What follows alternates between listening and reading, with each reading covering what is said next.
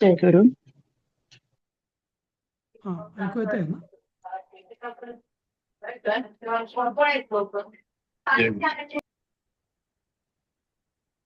एक minute just. हो sir, ऐकू येतंय. हा. जय गुरु. जय गुरु. जय गुरु सर.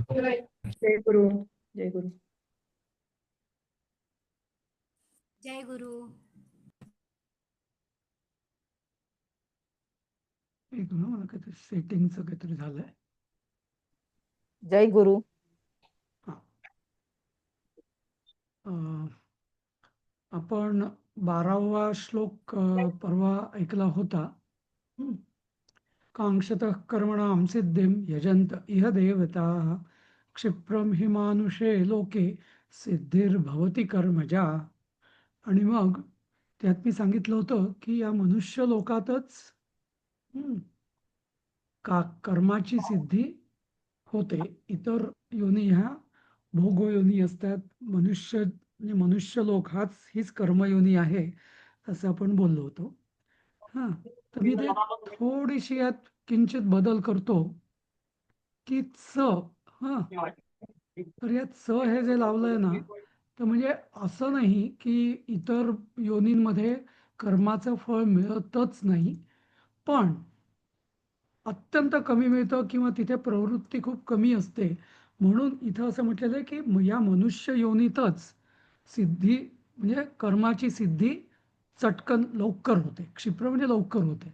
त्याचाच व्यत्यास असा होतो की इतर लोकामध्ये, म्हणजे लोक म्हणजे इथं योनी या अर्थाने समजा, की इतर योनींमध्ये सुद्धा कर्माची सिद्धी अगदी होणारच नाही असं नाही, पण प्रवृत्ती पण कमी असते कर्म करण्याची आणि त्यामुळे सिद्धीची प्रवृत्ती पण कमी असते असं. ठीक आहे, पुढे जाऊया आपण.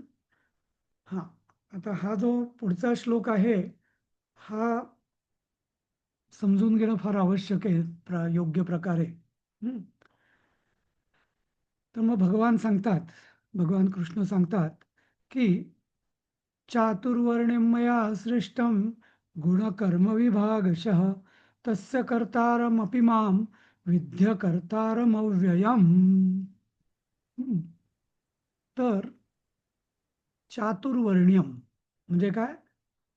4 वर्ण. मया मी माझ्याकडून, सृष्टम म्हणजे सृजन झालं, उत्पन्न झाले किंवा सृजित केल्या गेले. हां, सगळे हे कर्मणी प्रयोगात आहे. हां, गुणकर्म विभागशः हे कसं सृजन कसे मी केले किंवा माझ्याकडून कसे केल्या गेले, तर गुण आणि कर्म यांच्या विभागानुसार हे चातुर्वर्ण्य माझ्याकडून सृजन झालं यांचं. हे पहिलं वाक्य. दुसरं वाक्यात भगवान सांगतायत की तस्य कर्तारम अपि, म्हणजे त्यांचा, म्हणजे माझ्याकडून सृजित झाल्यामुळे एका अर्थाने मी त्यांचा कर्ता असू शकतो आहे. अपि म्हणजे इथे परंतु या अर्थाने वापरलंय, किंवा माम म्हणजे मला, त्वम हे अध्यारूत आहे, अकर्तारम आणि अव्ययम विद्धी, म्हणजे जरी माझ्याकडून ते तयार झाले असले, त्या अर्थाने मी त्यांचा कर्ता असलो तरीही तू मला अकर्ता आणि अविनाशी असंच जाण. हा त्याचा शब्दशः अर्थ झालाय. आता इथं गुणकर्म विभागशः या शब्दाचा आधी आपण पहिल्या ओळीचा अर्थ बघणार आहोत. तर याच्यात पहिल्या ओळीचा अर्थ काय, की त्यामध्ये सगळ्यात आधी समजून घ्यायला पाहिजे आपण गुणकर्म विभागशः म्हणजे काय. मया सृष्टम हे 2 अर्थ सोपे आहेत. माझ्याकडून सृजित केल्या गेले किंवा माझ्याकडून त्याचं सर्जन झालं. तर आता गुण म्हणजे काय, कोण सांगेल? सत्व, रज आणि तमगुण का सर? हां, बरोबर. सत्व, रज आणि तम, बरोबर. म्हणजे अगदी मूल जे आहे या गुणांची किती आपण व्यवहारात सद्गुण दुर्गुण वगैरे बऱ्याच गोष्टी गुण अवगुण असं बोलत असलो तरी मूलतः हे 3 गुण आहेत. सत्व, रज आणि तम. हं. आता भगवान असं म्हणतात की या गुणांच्या प्रपोर्शन म्हणजे विभागशः म्हणजे त्यांच्या त्यांचं मिक्सचर करून हं, त्यांचं योग्य ते हे करून मी चातुर्वर्ण सृजित केले. तर आता हे कसं? तर जिथं सत्वगुणाचं प्राबल्य आहे आणि रजोगुण नाही, रजोगुणाचा खरं शंकराचार्यांनी म्हटलेलंच नाही आहे, पण मी असं समजतो की अत्यंत कमी प्रमाणात रजोगुण आहे, गौण. हं. अशी जी प्रवृत्ती आहे त्याला म्हटलं जातं ब्राह्मणत्व.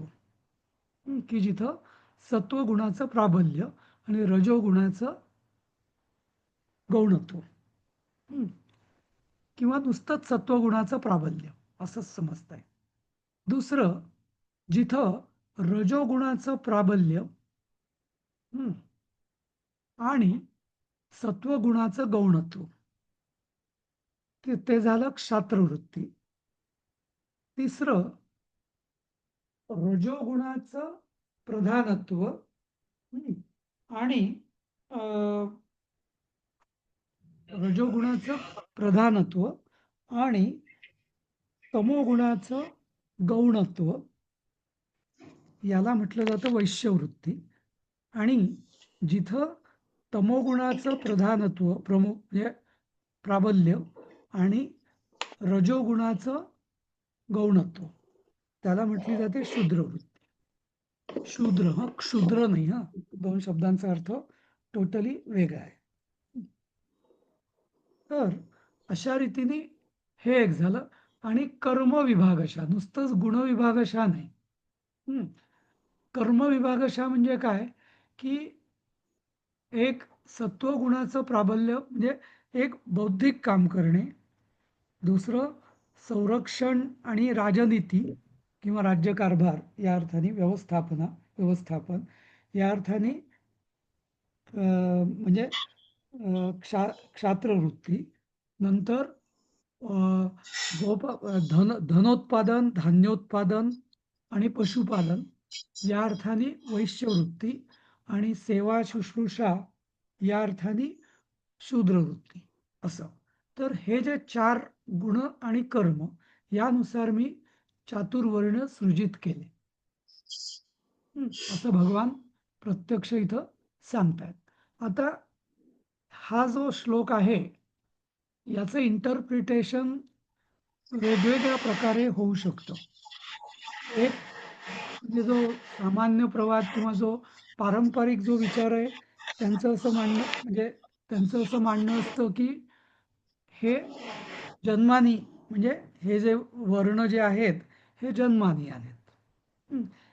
आणि त्याच्याबद्दल ते लॉजिक किंवा तर्क असं देतात की जसं म्हणजे पशूंमध्ये म्हणजे गाय, कुत्रे किंवा कुठल्याही म्हणजे घोडे वगैरे वगैरे म्हणजे जसं बाकी प्राण्यांमध्ये पण आपण बघतो की विशिष्ट गुण, जसं एखादी गाय मारकुटी असेल तर मारकुट्याच्या गायीचं पिल्लू सुद्धा बऱ्याचदा मारकुटच निघतं. गरीब गाय असेल तर तिचं पिल्लू सुद्धा गरीब असतं. म्हणजे ती ज्या काही काही ज्या वृत्ती असतात त्या रक्तात असतात म्हणून, DNA मध्ये असतात म्हणून वगैरे वगैरे. तर त्या दृष्टीने जन्माला प्राधान्य दिलं जातं. दुसरा एक हे आहे, विचार आहे की नाही, रक्तात तसं काही नसतं. जो जो व्यक्ती जसं जसं कर्म करते त्यानुसार त्याचा वर्ण ठरतो असं.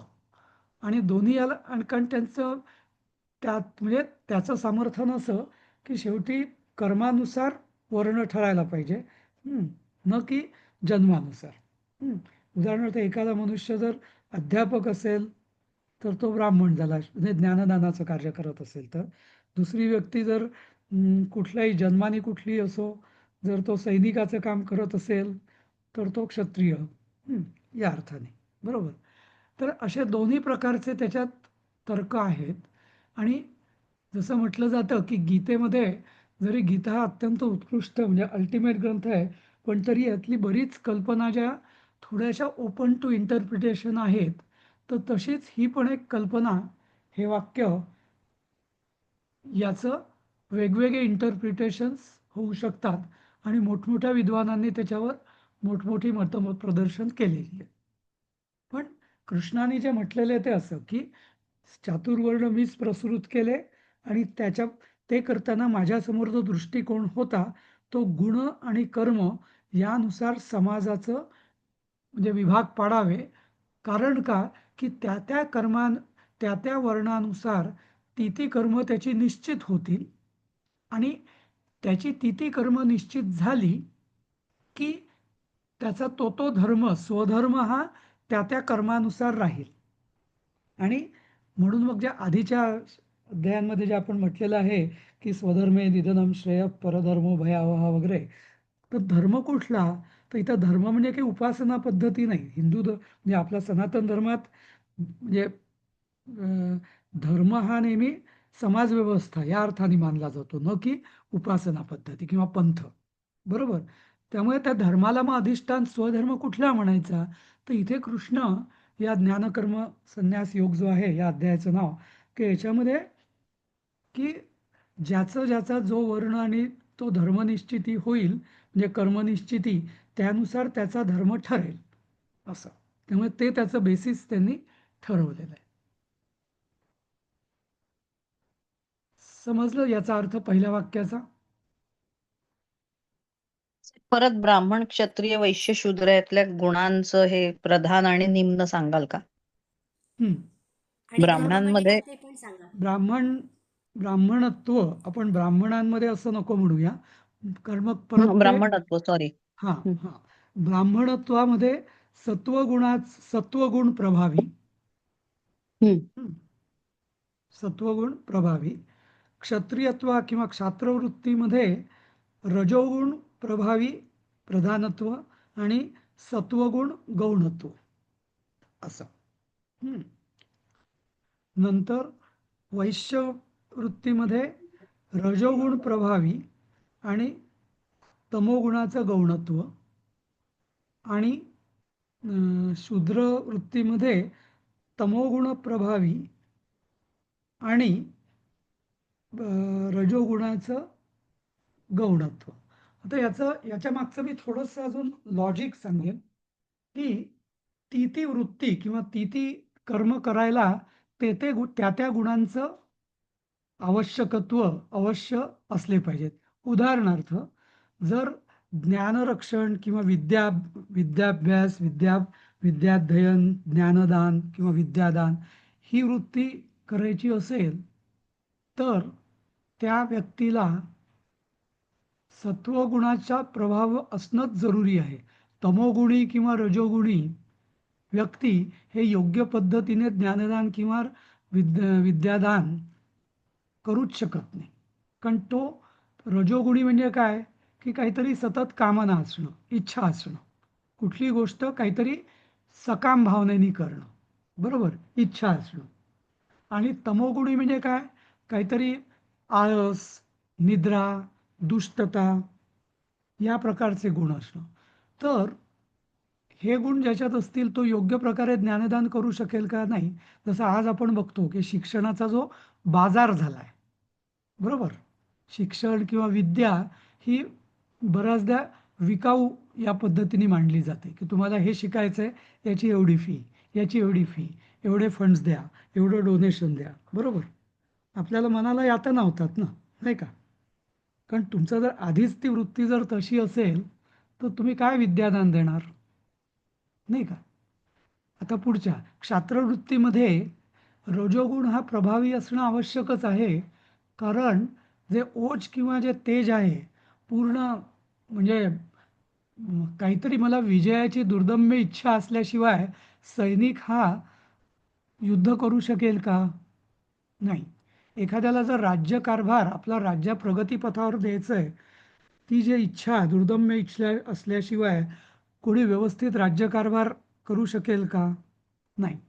आणि त्याचबरोबर त्याच्यामध्ये गौण जरी असला तरी सत्वगुण तरी हवाच, नाही का?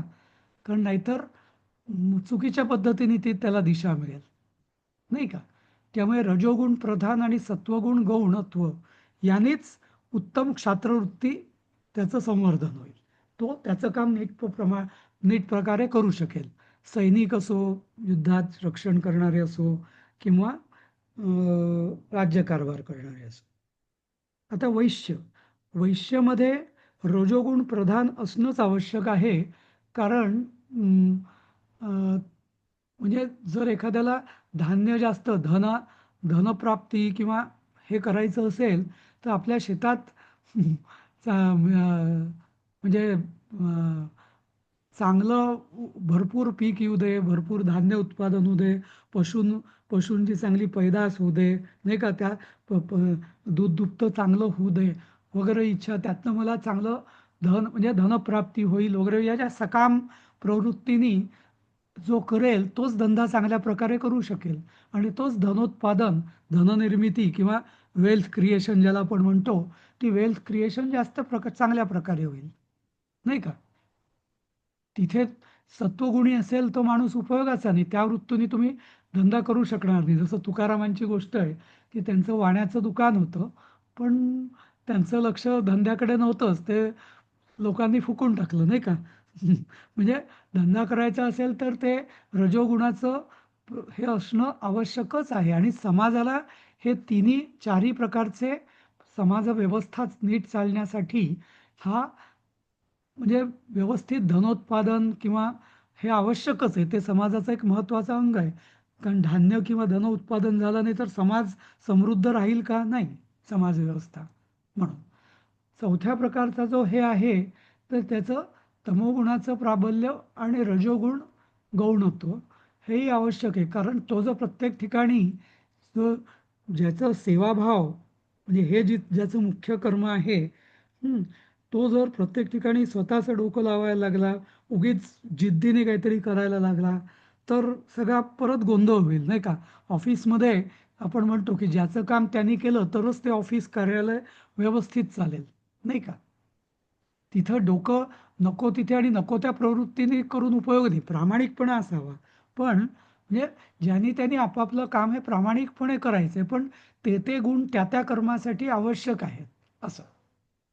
त्यामुळे इथे एक बघा सुंदर मिलाफ आहे. म्हणजे तमोगुण, आपण म्हणू तमोगुण कशाला पाहिजे, तर तमोगुण असल्याशिवाय समाजामध्ये सेवावृत्ती आणि किंवा रजोगुण असल्याशिवाय सेवावृत्ती किंवा समृद्धी येणारच नाही समाजामध्ये, नाही का? तर जसं आपण म्हणतो प्रकृतीचा 3 गुणांचा 3 गुण किंवा 3 प्रकृती, कफर म्हणजे काय ते वात पित्त कफ किंवा पित्त सत्व कफ. रज तम, तर यांचा जो बॅलन्स आहे तो बॅलन्स समाजामध्ये जसा कफर वात पित्त कफ हा आपल्या पिंडामध्ये म्हणजे आपल्या देहामध्ये आणि सत्वरजतम हे आपल्या मनामध्ये, तसंच या समाजामध्ये या तिन्हीचा योग्य बॅलन्स आवश्यकच आहे असं. समजलं? हो सर, छान सांगितलं. हा, तर म्हणजे प्रत्येकाने आपापल्या कर्म म्हणजे आपला धर्म हा आपल्या कर्मानुसार ठरतो. कर्म हे गुणकर्म विभागशः म्हणजे आपल्या वृत्तीनुसार ठरतो. आता ती वृत्ती जन्मानी की कर्मानी हे it is open to interpretation. गीतेमध्ये याच्याहून स्पष्ट कुठे केलेलंच नाही. पण शंकराचार्यांचा किंवा प्राचीन सगळ्यांचा जर आपण हे बघितलं तर जनरली जन्मानी असं म्हटलेलं आहे. इव्हन भागवतात पण असंही म्हटलेलं आहे भागवतात किंवा पुराणांमध्ये की नाही, याला अपवाद असू शकतात. म्हणजे बऱ्याचदा याचं कारणही त्यांनी सांगितलेलं आहे भागवतामध्ये की अपवाद का असू शकतात. कारण आपल्याच म्हणजे समाज व्यवस्थेमध्ये संकर म्हणजे उदाहरणार्थ ब्राह्मणपती किंवा क्षत्रिय पत्नी किंवा असं, तर यातनं असेल तर मग त्यातनं किंवा अशी संतती म्हणजे निषिद्ध तर नाहीच आहे. तर त्यामुळे अशा याच्यातनं कधी कधी जसं मग ते जमदग्नी जो आहे, हां, जमदग्नीचं म्हणजे जन्माने ब्राह्मण पण वृत्तीने क्षत्रिय असं विश्वामित्र, जन्माने क्षत्रिय पण वृत्तीने त्याची ऋषीची वृत्ती होती. असे काही काही अपवाद सांगितलेले आहेत की जे होऊ शकतात असं. तर आता तुम्ही हे सांगत असताना एक असं म्हणजे माझं चुकीचं असू शकतं, पण मग हा काय म्हणू आपण ह्याला कुलक्षय नाही का हा म्हणता येणार? हम्म. नाही. जो आधीच्या अध्यायात त्याने अर्जुनाला जी भीती वाटत होती की हा, तर कुलक्षय होईल. तिथं नाही, आता जो कुलक्षय जो आहे कुलक्षयापेक्षा ना, नाही बरोबर आहे. वर्णसंकर म्हणता येईल वर्णसंकर, ना. बरोबर बरोबर. नाही नाही, अगदी बरोबर आहे प्रश्न, नाही लॉजिकल आहे म्हणजे. तर तो जो वर्णसंकर जो होतो ना, तो हम्म, अव्यवस्थे म्हणजे अनार्की, जेव्हा पूर्ण हम्म, प्रचंड, म्हणजे थोडक्यात अनार्की म्हणजे अगदी स्त्रियांवर बलात्कारांपासून प्रचंड प्रमाणात जेव्हा गोंधळ होतो, जसं आज जुलूमशाही. जुलूमशाही हम्म. किंवा हा ना. म्हणजे अत्याचार, हं, तो जो कुलक्षय आहे ना, हो. तिथं त्याचं मूळ असतं अत्याचार. पण व्यवस्थित व्यवस्थे म्हणजे याच्यामध्ये पण जसं आता की म्हणजे बऱ्याचदा आपण पुराणांमध्ये कशा कथा बघतो की एखाद्या राजाने ब्राह्मण कन्येला वरलंय किंवा ब्राह्मणाने क्षत्रियला वरलेला आहे, वगैरे वगैरे असे. हम्म, आता प्रत्यक्ष जे व्यास ऋषी जे आहेत, तर ते हम्म, त्यांचे वडील पराशर ऋषी आणि हम्म, त्यांची आई सत्यवती म्हणजे कोळी समाजाची, हम्म, मत्स्यकन्या, नाही का. तर हम्म. अशी हो. उदाहरणं आढळतात, नाही का. हम्म. त्यामुळे अगदी असं बा पूर्वी अगदी वर्णसंकर होतच नव्हता असं नाहीये. आणि याची उदाहरणं साक्षात व्यास ऋषींचंच आहे म्हणजे हो. नाही का. बरोबर. हो, हो. हा, की जे स्वतः हल्ली वेदव्यास जी. गायींमध्ये पण हा हायब्रिडायझेशन बघतोच की आपण. गायींमध्ये संकर म्हणजे हायब्रिड गायी हा, म्हणजे जिथं ते मुद्दाम केलं जातं ना. योग्य पद्धतीने आणि एका विशिष्ट हा, हेतू ठेवून, जसं व्यास ऋषींनी हा. सुद्धा म्हणजे असं सांगतात हम्म, की पराशर ऋषींनी, म्हणजे आता ते पराशर ऋषी काय एवढे महान ऋषी ते साक्षात, तर त्यांना हम्म, काय एवढा हम्म, असा मोह होणं म्हणजे इतके ते लंपट असू शकतील का? नाही. तर हम्म, त्याचं कारण असं त्यांनीच दिलेलं आहे पुढे याच्यात, की हम्म, जरी हे किती मोठे ऋषी असले तरी ते विधी नियतीच्या अधीन असतात आणि त्यांच्याकडनं ते विशिष्ट कार्य करून घेण्यासाठी त्यांना ती प्रेरणा दिली जाते असं. म्हणजे ओके. पुढे चालून व्यास आलं ऋषी, लक्षात सर. हो. हा, हम्म. असं. हं, तर असं. हं, थँक्यू सर. हो. हं. आता पुढं तस्य तर यांनी त्यामुळे गुण कर्म विभागशा या शब्दाचा अर्थ आपल्याला पूर्णपणे नीट समजल्याशिवाय चातुर्वर्ण का आले आणि चातुर्वर्ण्याचं मुख्य म्हणजे कोणी म्हणेल की कृष्णाने या कशाला हे उपद्व्याप केला चातुर्वर्ण्याचा, नुसतं ते काही केलंच नसतं तरी काय बिघडलं असतं. तर त्याचं उत्तर इथं कुठे सांगितलेलं नाहीये. पण जे मी तुम्हाला सांगितलं की चातुर्वर्ण असल्याशिवाय प्रत्येकाला प्रत्येकाचा स्वधर्म कळेल का? नाही. तर स्वधर्माचं ज्ञान होण्यासाठी चातुर्वर्ण्याची व्यवस्था, समाज व्यवस्था समाजामध्ये आवश्यक आहे. नाही तर कोणी म्हणेल मी सैनिक आहे, मी राजा आहे, म्हणजे मग म्हणजे प्रत्येकाचा रोलच जर फिक्स नसेल तर कोण कोणाला काय करणार, नाही का, असं. म्हणजे थोडक्यात परत तिथे मग अनार्की किंवा सगळा गोंधळ उडेल समाजात असा. असं. आता पुढे कृष्ण सांगतायत की तस्य कर्तारमपि माम विधी विद्धी अकर्तारम अव्ययम. म्हणजे आता हे मीच केलेलं आहे, हा उपद्व्याप मीच केलेला आहे सगळ्या परिपूर्ण समाज व्यवस्थेसाठी, समाज व्यवस्था नीट चालावी म्हणून. हं. पण तरी तू मला मात्र अकर्ता या म्हणजे मी माझं अकर्तृत्व सोडलेलं नाहीये.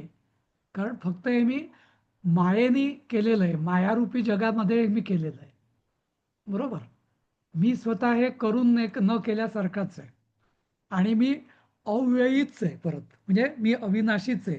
ते अविनाशी तत्व माझं कुठे गेलेलं नाहीये आणि माझं अकर्तृत्व पण कुठं गेलेलं नाहीये. हे महत्वाचं.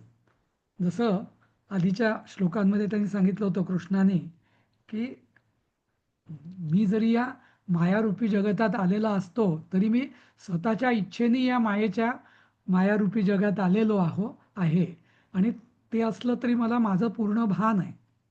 हं. त्यामुळे तू माझं जे वास्तविक स्वरूप आहे ते तू अकर्तृत्व आणि अविनाशी हेच जाण. त्यात तू गोंधळ करू नकोस, कारण नाहीतर तू लगेच प्रश्न विचारशील की मग तू एवढं सगळं केलं आणि करता नाही असं काय तू म्हणतोस असं. समजलं? हां. आता यात मला थोडं अजून एक टिप्पणी द्यायची आहे की तसंही जरी आपण बघितलं तरी आज आपण कुठल्याही देशात जा, कुठल्याही म्हणजे काळातल्या कुठल्याही देशात म्हणजे जगातल्या वेगवेगळ्या रूपांमध्ये हे गुणकर्म विभागशः चातुर्वर्ण्य हे असतातच, नाही का? प्रत्येक ठिकाणी ही व्यवस्था म्हणजे बहुतेक म्हणजे जसं अगदी रशिया की कम्युनिझम साम्यवाद जरी आपण म्हटला तरी तिथेही मिलिटरी वेगळी, मजूर वेगळे, शेतकरी वेगळे, कामगार वेगळे, पूर्ण वेगळंच आहे. युरोपात तसंच आहे, अमेरिकेत तसंच आहे. म्हणजे कुठल्याही प्रदेशामध्ये जर योग्य समाज म्हणजे जिथं काहीतरी शिस्त असते तिथं ही व्यवस्था निर्माण करावीच लागते, नाही का? त्याशिवाय समाज हा नीट चालूच शकत नाही.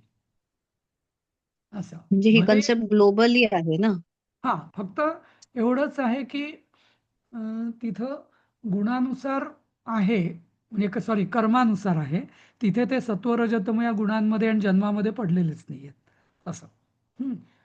पण तरी जसं आपण बघतो की डॉक्टरचा मुलगा, जनरली मी म्हणेल कारण काही डॉक्टरचे उलटही असतं, पण जनरली बऱ्याचदा एका वंशामध्ये तीच प्रवृत्ती सुरू असते, नाही का? हल्ली आता बराच वेगवेगळे क्षेत्र निवडतात लोक, जरुरी नाही आहे, पण बऱ्याच प्रमाणात तेच तेच कार्यक्षेत्र किंवा तोच व्यवसाय निवडणं हे पुढच्या पिढीला लवकर सुलभ जातं, कारण व्यवसाय सुरूच असतो, नाही का? त्याला लगेच फक्त जॉईन व्हायचं असतं, नाही का? बिझनेस फॅमिलीजमध्ये म्हणा किंवा बऱ्याच ठिकाणी, नाही का? असं. ठीक आहे. ते सत्वरजतम जरी बदलले असले तरी ऍटिट्यूड असतोच ना त्या ठिकाणी, त्याचा अभ्यास केला जातो ना. शब्द बदलले फक्त, पण गुणविभागणी आहेच तशी. गुणविभागणी जवळपास तशी असतेच, बरोबर. आणि असंही आपण बघता येईल म्हणजे की ते कर्म करताना त्या त्या गुणाचं पोषण पण होतं योग्य पद्धतीने. म्हणजे निस्वार्थ बुद्धीने ते जर कर्म असलं तर तुमच्या जन्माने आपण कोणी असलात तरी त्या त्या गुणाचंच पोषण होतं. म्हणजे उदाहरण स्पेसिफिकली द्यायचं झालं तर एखादी ब्राह्मण व्यक्ती किंवा वैश्य व्यक्ती जरी जन्माने म्हणतो मी, ती जरी सैन्यात गेली तर त्याच्यात सैन्यवृत्ती किंवा त्याच्या रजोगुणाचं पोषण होतंच. किंवा एखादा म्हणजे जन्माने शूद्र असलेली किंवा वैश्य असलेली व्यक्ती जरी ती जर शिक्षक की पेशा तिने निस्वार्थीपणे केला म्हणजे योग्य पद्धतीने, तर तिच्यामध्ये सत्वगुण हा त्याचं पोषण होतच, नाही का? असं. किंवा या उलट एखाद्या ब्राह्मणाने पण जर सेवावृत्तीने जर एखादं केलं तर त्या सेवावृत्तीमध्ये त्याचं म्हणजे रजोगुण तमोगुणाचंच मिश्रण होतं. मग जास्त तो डोक्याच्या भानगडीत पडत नाही असं, नाही का?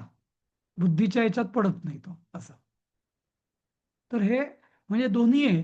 धर्म हा म्हणजे जसं आपण म्हणतो की काही गुण हे जन्मजात असतात, पण त्या गुणांचं पोषण हे संस्कारांवर आणि आजूबाजूच्या परिस्थितीवर अवलंबून असतं. हां, तसंच म्हणजे बऱ्याचदा एकदा वृत्ती घेतली की त्या त्या गुणांचंही पोषण तसं तसं पण होत जातं असं. त्यामुळे दोन्ही हे इंटरडिपेंडंट आहे असं म्हणता येईल, परस्परावलंबी, नाही का? हां. तर आणि मग इथं कृष्ण असं म्हणतात, म्हणजे शंकराचार्य रादर इथे याचं टिपण असं देतात की यामुळे म्हणजे मनुष्य लोकाचीच ही विशेषता आहे की इथं स्वधर्म धर्मानुसार म्हणजे धर्माची निश्चिती कर्मानुसार होते, वर्णानुसार होते, आणि वर्णाची निश्चिती गुणकर्मानुसार होते. त्यामुळे धर्माचं पालन, जिथं म्हटलेलं ना की स्वधर्मे निधनम श्रेय परधर्मो भयावहा, तर धर्माचं डेफिनेशन इथं क्लिअर होतं की जे इतर लोकांमध्ये होत नाही, इतर लोकांमध्ये, इतर योनींमध्ये होत नाही असं.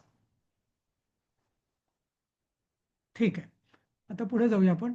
नमाम, आता कृष्ण जे दुसरी ओळ सांगितली कृष्णाने, त्याच्यावरती कृष्ण अधिक अधिक स्पष्टीकरण देत आहेत. नमाम कर्माणि लिंपंती न मे कर्मफले स्पृहा इति माम योऽभिजानाति कर्मभिर्न स बध्यते. तर न माम कर्माणि लिंपंती म्हणजे न मे कर्मफले स्पृहा. आता इथे कर्मफले म्हणजे कर्माच्या फळामध्ये मे म्हणजे माझी, स्पृहा म्हणजे इच्छा किंवा आसक्ती नाहीच आहे. कारण माझी कर्म का बरं, मला तू अकर्ता का मान, कारण कर्मफळात माझी आसक्ती नाही आहे. तसंच त्यामुळे माम कर्माणि न लिंपंती, माझी जर आसक्तीच नाही आहे तर मला कर्म प्रभावित करणार नाही किंवा लिंपणार नाही किंवा लिप्त करणार नाही. समजलं ना? म्हणजे कर्मावर मी जर आसक्तच होत नाही, वासनाच नाही आहे माझी, त्याच्यामध्ये इच्छा पण नाही आहे, तर मला ती कर्म माझ्यावर काही परिणाम करू शकतील का? नाही. म्हणून आणि आता इथं म्हणतात की हे हे तत्व जाणणं फार महत्वाचं आहे. म्हणजे जसं ज्याला आपण रोल मॉडेल म्हणतो ना कर्मयोगाचं, इथं कृष्ण ते सांगतायत की म्हणजे सगळ्यात मोठं कर्म करणारा कोण आहे लौकिकदृष्ट्या, क्रियादृष्ट्या? तो मीच आहे. कारण हे सगळं चातुर्वर्णन जगत मीच केलेलं आहे, माझ्याकडूनच झालेलं आहे. पण असं असलं तरी त्या त्या कर्मफलाची मला इच्छा नसल्याने, आसक्ती नसल्याने त्या कर्म मला लिंपत नाहीच, त्याच्यावर माझा प्रभाव, ते माझ्यावर काहीच परिणाम करत नाही. हे सगळ्यात महत्वाचं. म्हणजे इथं म्हटलेलं नाही आहे, पण एका दृष्टीने म्हणजे कर्मयोगांचा आदर्श कोण, तर भगवान श्रीकृष्णच. कारण म्हणजे परमेश्वरच रादर, की एवढं मोठं कर्म करून त्याला कर्माची बाधा नाही असं. आणि ह्या माम अभिजानंती, आणि जो अशा रीतीने मला जाणतो, हे जे मी सांगितलं ना की एवढं मोठं कर्म करून सुद्धा तो नामानिराळा आहे, हे जो मला जाणतो पूर्णपणे, म्हणजे समजून उमजून, सहा कर्मभिही न बद्धते, त्याला हे माझं वेगळेपण ज्याला कळलेलं आहे त्याला स्वतःची कर्म पण बाधित करत नाही. म्हणजे थोडक्यात काय की आपल्याला जर निष्काम कर्मयोगी व्हायचं असेल तर आपल्या पुढे आदर्श कोणाचा पाहिजे? कृष्णाचा. की अरे कृष्ण म्हणजे परमेश्वर. तर परमेश्वर एवढं मोठं विश्व सृजन करून सगळं जनगुणकर म्हणजे चातुर्वर्ण सगळं एवढं करून स्वतः नामानिराळा राहतो, कारण त्याची त्यात आसक्ती नाही आहे. तर त्याचं जर आपण वास्तविक रूप हे जाणलं तर आपल्याला सुद्धा आपल्या कर्माची बाधा होणार नाही असं. समजलं? म्हणजे दोन्ही सांगतो इथं कृष्ण. एक स्पष्टपणे सांगतोय की एवढं सगळं करून मी नामानिराळा आहे. का? कारण मला कर्मफलाची आसक्तीच नाहीये, त्यामुळे ती मला बाध आणू शकत नाही. आणि हे जो जाणेल, अशा रीतीने जो मला योग्य रीतीने हे तत्व माझं जाणेल, त्याला स्वतःला सुद्धा कर्माची बाधा होणार नाही असं. म्हणजेच याच्या उलट की ज्यांना अहम करता म्हणजे मी करताय अशी भावना असते, त्यांनी छोटंसं जरी काम केलं तरी त्याला ती वासना गिळून टाकते. बरोबर? अगदी इकडची गाडी तिकडे केली पण मी नेली. हे कर्म मी केलं की तो म्हणजे अहंकारामुळे की ती वासना, त्या कर्मफळ त्याला बाधलं. पण मोठं कर्म इकडचं तिकडं करून सुद्धा अहमभाव ज्याचा नाही जागा, किंवा वासना नाही, इच्छा नाही, त्याला मात्र किती मोठं करो. त्यामुळे कर्माची वासना आणि कर्माचा प्रभाव, कर्माची बाधा ही काय कर्म केलं याच्यावरनं होत नाही. तर त्या कर्म करत असताना मनात असलेली वासना, इच्छा, आसक्ती यांनी ते ठरतं की त्या कर्माची बाधा होईल की नाही ते. असं समजलं? हो सर. ठीक आहे. आता पुढं अजून कृष्ण पुढे सांगतायत हा की त्यामुळे त्यांनी आधी सांगितलं की गुणकर्म विभागाशी आम्ही समाज निर्मिती केलेली आहे. मीच केलेलं आहे, पण मी याच्यापेक्षा वेगळा आहे, नामानिराळा आहे. आणि हे जो जाणतो नीटपणे तत्वतः, कारण त्यांनी जाणणं म्हणजे काय, नुसतं जाणणं म्हणजे वाचणं नाही, पुस्तकात वाचणं नाही, तर ते आचरणात आणणं, त्याप्रमाणे वागणं. अभिजानाती म्हणजे काय, नुसतं जानाती म्हणजे जाणणे, पण अभिजानाती म्हणजे आत्मसात करणे. तर हे जो आत्मसात करतो त्याला त्या तो सुद्धा माझ्यासारखाच होतो, म्हणजे त्याला सुद्धा कर्माची बाधा होत नाही. असं सांगितल्यावर पुढे भगवान सांगतायत की एवं ज्ञात्वा कृतम कर्म पूर्वैः अपि मुमुक्षुभिः कुरु कर्मैव तस्मात् त्वं पूर्वैः पूर्वतरं कृतम. म्हणजे काय, पूर्वैः मुमुक्षुभिः म्हणजे पूर्वकाळच्या, म्हणजे पुरातन किंवा आधीच्या. मुमुक्षू म्हणजे काय, मोक्षाची इच्छा करणारे. या संसारातनं मला मुक्त व्हायचंय अशी ज्याला तीव्र इच्छा असते त्याला म्हटलं जातं मुमुक्षू. तर पूर्वी आधी होऊन गेलेल्या मुमुक्षूंनी सुद्धा सुद्धा एवम याच प्रकारे हा जाणून ज्ञात्वा कर्म कृतम याच प्रकारे जाणून कर्म केलेली आहेत. म्हणजे उदाहरणार्थ जनक राजा, राजर्षी ज्याला म्हणतात, किंवा सगळे हे इक्ष्वाकू कुळातले मोठमोठे राजे की ज्यांनी पूर्ण विश्व म्हणजे पृथ्वी जिंकलेली, एवढं मोठमोठी राज्य सांभाळली, पण त्यांनी सुद्धा या पद्धतीनेच त्यांनी कर्म केली. तस्मात, तस्मात म्हणजे म्हणून, इसलिए त्वम पूर्वैः पूर्वतरम कृतम कर्म एव कुरु. त्यामुळे तू सुद्धा पूर्वी म्हणजे पूर्वजांकडून पूर्वतरम म्हणजे पुन्हा पुन्हा केलेली किंवा सतत करत आणलेली आपल्या वंशान पद्धतीनुसार, परंपरेनुसार कर्म एव कुरु, तू सुद्धा ती तशीच कर. कारण का, त्याचं कारण म्हणजे दोन कारण आहेत त्याची. की एक, त्यांनी स्वतःच्या उदाहरणाने दाखवून दिलेलं आहे की कुठली कर्म केली की त्या कर्माचं हे होत नाही. आणि याचा दुसरा अर्थ असा की पूर्वजांनी जी जी कर्म केलेली आहे ती आपली परंपरा आहे, आणि त्यामुळे तो आपला स्वधर्म होतो. आणि प्रत्येकाने आपापल्या स्वधर्माचं पालन करायचं आहे, न की परधर्माचं, नाही का. आणि म्हणून तू सुद्धा आपल्या धर्माचं पूर्वजांनी केलेल्या कर्मानुसार पालन कर. म्हणजे वेगळ्या प्रकारे कृष्ण सांगतायत की जशा तुझ्या पूर्वजांनी धर्मयुद्ध केलेलं आहे त्याप्रमाणे तू सुद्धा धर्मयुद्धापासून पळून जाऊ नकोस. धर्मयुद्ध हे तुझं कर्तव्य आहे, ते तू कर्म त्याच्यात आसक्ती न ठेवता तू कर. असं म्हणजे इथं कृष्ण अर्जुनाला दोन्ही प्रकारे सांगतायत. त्याचं लॉजिकही समजावून देत आहेत तर्कानी की तू हे का कर, आणि त्याचबरोबर हे तू करणारा हा पहिला नाही आहेस, तर आधी खूप मुमुक्षू जे होते, जे कोणी, त्यांनी असंच मोक्ष मिळवलेला आहे याच पद्धतीने. आणि तू सुद्धा तुझे जे पूर्वज आहेत आपल्या सगळ्यांचे, त्या पूर्वजांनी जशी कर्म केली होती त्याच पद्धतीने तू ती कर्म करायची आहेस.